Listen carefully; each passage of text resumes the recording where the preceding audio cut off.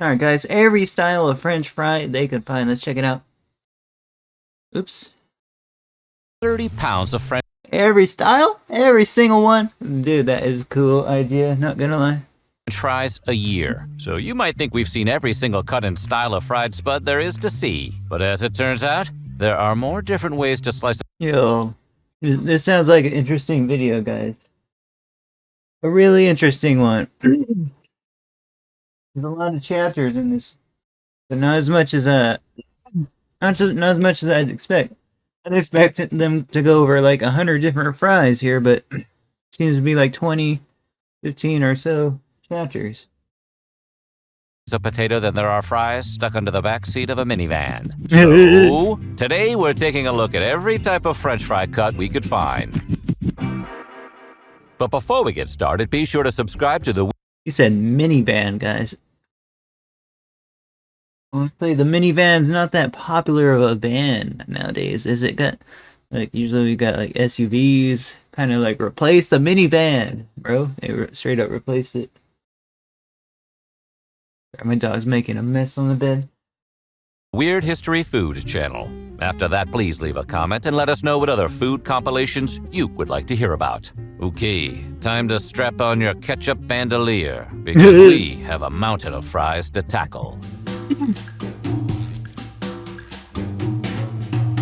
If someone asked you to close your eyes and picture a French fry, there's a good chance you'd be picturing a bâtonnet. It's the most popular shape of fry and the one you're most likely to be served in your average restaurant. Soft on the inside, crispy on the outside, covered in salt, and served with ketchup. You know these fries, and they're old friends. A bâtonnet cut, which is also commonly used in foods like carrots and cucumbers, results in a fry that is roughly 2.5 inches long and 1/4 inch thick. Guys, fries are one of my just straight up favorite foods. What about you guys? Let me know in the comments below. It looks like a little stick, which makes sense because They're so amazing, man. Literally. Almost every fast food restaurant has these. They're so popular, guys. Like they're one of the main selling points, I think, of fast food restaurants. I'm not gonna lie, We got McDonald's, Burger King, Wendy's, almost every place, bro. bâtonnet means little stick in French. That's also what Ronald McDonald hits you with if you don't pay for your bâtonnets.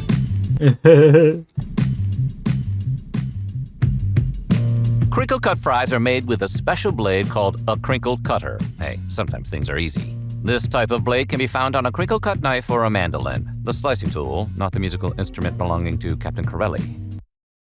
Don't know what that is, but okay, we'll go with it. The fry itself, which is in some ways the French fry cousin of a Ruffles potato chip, is mostly defined by its easily recognizable wave patterns, or crinkles. But they also tend to be on the thicker side, in the neighborhood of 1/4 to 1/2 inch thick. Guys, I don't prefer those fries, but I don't, guys. I don't prefer very large fries. I think they're kind of gross. The only way I prefer the crinkle cut styles is they're like Del Taco or Raising Cane's. Raising Cane's makes them a little bit smaller than this. Del Taco is good because it's Del Taco and they make them crispy and stuff. In other words, this fry brought enough Whoa! cake for the whole class. Their thickness means they're usually less crunchy than thinner cuts, but they're often considered Less crunchy, less good. ideal I always like crunchiness, guys. for dipping, which is a decent trade-off. Let's say you love the crinkle cut fry, but part of you still can't help but dream of what it would be like to push the limits of reality further. So you slide your potato over the blade of a mandolin, rotate it 90 degrees, and then grate it again. Were you so bold, you would have created a waffle fry. Dang, I didn't know they were created so simply, guys. What? Known in France as Pomme gaufrette. just in case you have to make conversation with Pulp Fiction's Vincent Vega, waffle fries Okay. Guys, waffle fries look good as well. come in a waffle-like crisscross However, you know, not many stores even sell them, just like Carl's Jr., I guess. or lattice pattern. Often served with heavy seasoning, this typically thin, rectangular cut is a staple at some fast food chains and is widely regarded as a miracle of modern science. I know, it's a miracle how they just made it so simply, guys. I thought it was going to be a super complicated process, bro, but us humans are super good at this, I guess. You know what I mean? Or at least it should be. Steak fries get their name from the fact that they're often served with steak, and not because you can use them to lance vampires. You eat this late? Again, they're just super too big for me. Steak fries are a no-no. You're gonna get heartburn. But don't let that fool you. They could be served No, don't tell me I'm gonna get heartburn, man. I don't want heartburn, bro. Heartburn's one of the worst things that can go on in life. with almost anything that lends itself to a side of fries. Yum. Steak fries are another thick-cut fry that have a lot more potato filling than many other varieties. They're gross, in my opinion, guys. It's just like too much food for me. That means they're generally less crunchy, but they usually And less crunchy. have nice crisp edges. They're also usually baked, with the potato skin still on and then dusted with salt or other seasonings, although they can be fried for an even crispier texture. Okay, fried is alright, but yeah, they're just too large, bro. Like, that, what he's cooking right there is enough to, like, feed me for the day. Just be warned that those fluffy potato innards are going to be about 1 billion degrees. I also like tater tots. In 1953, Ore-Ida founders Golden Grigg, F. Neffy Grigg, and Ross Aaron Butler Sr. were looking for something to do with the little slivers that were always left over after they cut up potatoes. One day, they hit on the idea of chopping them up, adding flour and seasoning, pushing the mash through a hole, and then trimming any extruding extra spudness. The result was the delicious deep-fried cylinders the world now knows as tater tots. In fact, although most people don't realize it because the term has become so generic, tater tots is actually a proprietary name that is still owned by Ore-Ida. What? I did not know that, guys. That's why McDonald's doesn't sell them, guys. They'd be selling hash browns, but not tater tots. Tater tots are alright, though. Not as cool as regular fast food style fries, in my opinion. Hey, we've dropped enough coin on tots over the years that we've earned the right to say it. Nope. Shoestring fries, which are very popular in restaurants and diners, are named after Yo, these are also very awesome. However, I haven't really tried them that much. To the restaurants I occasionally went to back in the day, or occasionally go to today, and I just don't really see them, guys. And they're amazing. They look amazing. their Actually, I might not have ever even tried these before, guys. Maybe once or twice. resemblance to, well, shoestrings. No, For those moods when all you want to do is eat a Nike. They're we're good on that. We ain't trying to eat a Nike, guys. What is he talking about? made from potatoes that have been cut into very long, thin strips. That makes them a form of julienne fries that are generally defined by the fact that they're super thin, deep-fried, and usually very crispy. Oh my gosh, those look amazing. Meanwhile, julienne is actually the name for a French cutting technique that's also sometimes known as allumette. The technique involves cutting what is usually a vegetable, in this case a potato, into long, thin strips. So if you suddenly lose your appetite, at least you still have some rad streamers for your bicycle. That being said, some people do use the two terms, shoestring and julienne, interchangeably. For example, in Cuban cuisine, this cut is known as papas julianas and is often used as a sandwich topping. Hey, those look good. Good idea. Good idea, Cubans. Good idea. Matchstick fries are just like shoestring fries, except they're usually shorter, vaguely the length of a matchstick, hence the name. They are essentially the French fry equivalent of potato sticks, and their thin cut means they tend to be extra crispy. Their short length means they tend to be easy to grab by the fistful. They got a fry eating competition, bro? That looks amazingly fun. According to the officially recognized ranking system of how quickly can I eat a pound of them, this makes them the best French fry. Guys, I want to try those as well. I tried shoestring, but I never heard of matchstick, guys. Those look amazing, though. Curly, they're alright as well, guys. Excuse me. Curly fries are the best thing to be attached to the name Curly since that guy from the Three Stooges. Nah, not that guy. Nope, not that guy. Hey, there he is. According to some sources, this fry cut, which is also sometimes known as Goldilocks fries or Suzy Q fries, is the most popular side dish at fast food chains and restaurants. Bacon cheddar curly fries, and only $4.299. Only really Arby's sells them that often, right, guys? Their spring-like shape, the culinary equivalent of a slinky or, judging by the golden brown color, a motel mattress spring, is the result of a cutting technique called spiralizing, which requires a specialized spiral slicer. The shape gives the fry a wider surface area, which in turn allows it Wait, what are they putting on that, guys?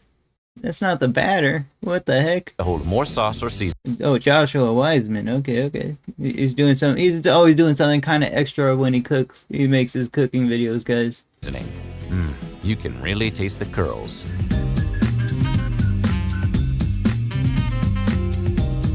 Tornado fries, which are basically a long spiral Guys, I barely just heard about these like a few weeks ago, guys. And they're pretty cool as well. cut whole potato wrapped around a skewer and deep fried, Oh, first shit. emerged as a street food in South Korea. Named because of their spiral shape that kind of resembles a tornado, they're often topped with things like chili powder, garlic, paprika, honey, cheese, and onions. And presumably, the tears of overjoyed customers. Tornado fry skewers can be 18 or 26 inches long, and the potato sometimes comes wrapped around a hot dog or sausage. The skewer comes in handy when you need to put in your own stent. A popular favorite at fairs and festivals in many countries, they are sometimes known as twist potatoes or just plain I'll totally try those one day. tornadoes. Whoa, I never heard of this, guys. Are they gonna like are they gonna say like something like potato chips are fries, guys? If you're in the mood for a fancy French fry, you might want to consider pomme soufflée. Made from thinly sliced potatoes, this upscale cousin of the French fry is fried twice at different temperatures. Now, that is high society. Oh. The process causes the potato to puff up with air, like an evolutionary technique to make itself seem larger to predators. Yo, it looks so cool though. I'll try those as well, man. It's like full of air though, which is good though, but because that means it's gonna be crunchy, crispy. It's gonna be a fry, guys. It's gonna be a fry. Invented in 1837 by chef Jules Colline, who is also credited with inventing béarnaise sauce, pomme soufflé are incredibly tricky to make. That means they're mostly available to the more affluent fans of French fried potatoes and tend to crop up at formal dinners.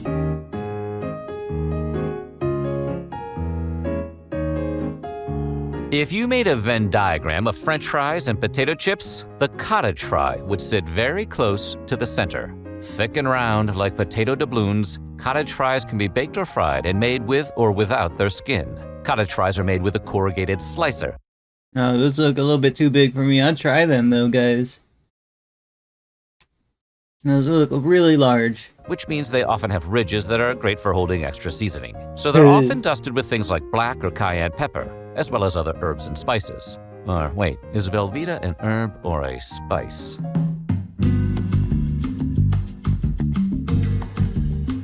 Patatas bravas are deep-fried cubes about 3/4 of an inch wide. They're served topped with brava sauce, a tomato-based sauce that also includes things like garlic, paprika, olive oil, and chili. It's spicy, like flaming hot Cheetos behind your eyelid spicy. The name patatas bravas literally means spicy potatoes, or fierce potatoes, depending on who you're asking. The dish, which originated in Madrid, is commonly everywhere in Spain. It's also one of the cheaper choices among the tapas on the menu of many Spanish restaurants, which has made it the single most popular Nah, I've seen those before and I think I'm good. They're just too thick, guys. I like my thin fries. I'm going to stand by that as well. Spanish tapa. Created and manufactured by the restaurant supply company Simplot, side-winding fries, also known as sidewinder fries, are often initially Okay. Finally we get to a good one. These look amazing. mistaken for potato chips. Developed to resemble a bent elbow, presumably so it looks like it's always flexing, sidewinders combine the shape of the cottage fry with the curl of a curly fry, like some kind of frankenfry. Sidewinder fries come in varieties like buffalo, barbecue, and beer batter, and their unusual and impressive shape make them a favorite of upscale restaurants. Chocolate sauce on them? Yuck, bro, I'm good. Because even though they're still just French fries, they are perceived to elevate the appearance of main courses like fancy hamburgers. Oh, nice. They got the corn as well.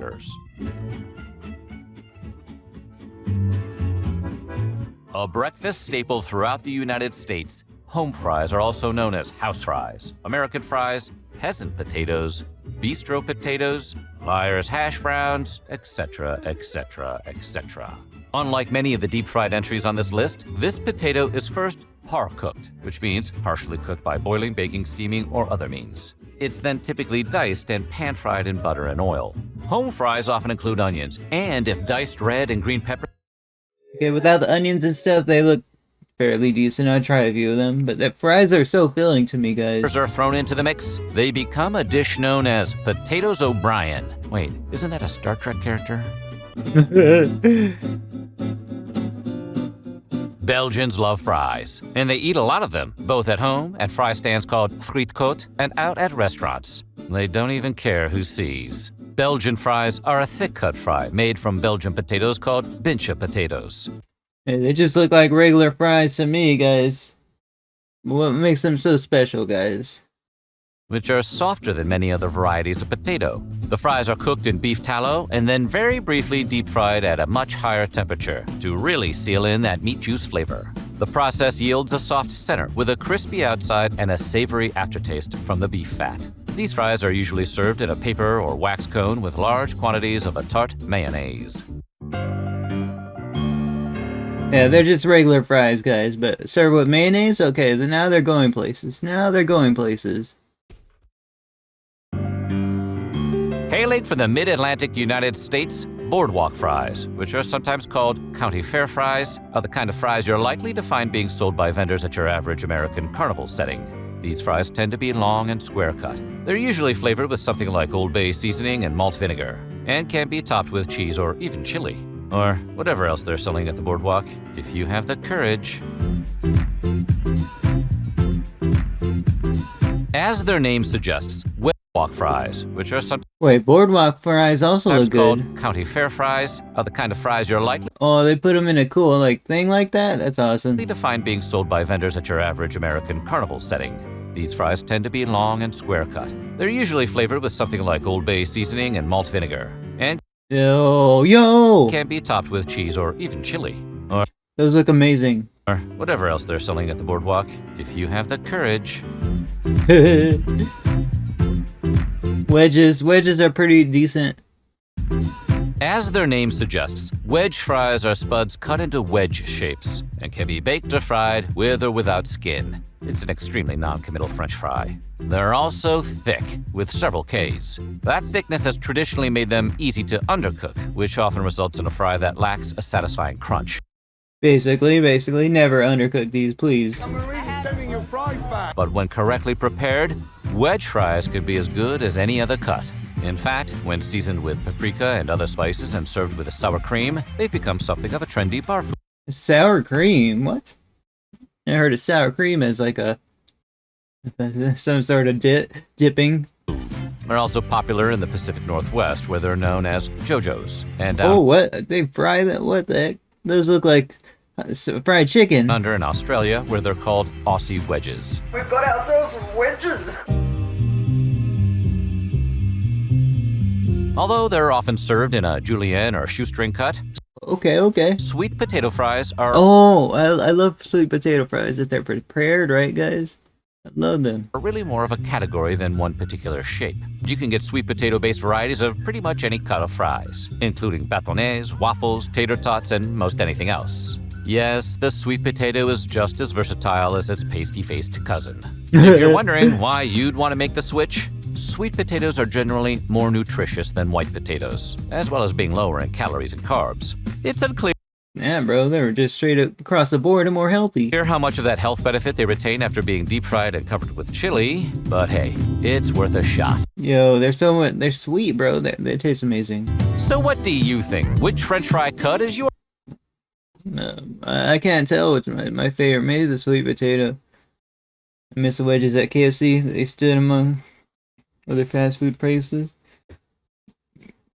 Mastic fries are often used as toppings for hot dogs in Argentina. Oh snap. But yeah, guys, that's our video. Thank you guys for watching. I'll see you guys next one, okay? Appreciate the support, guys.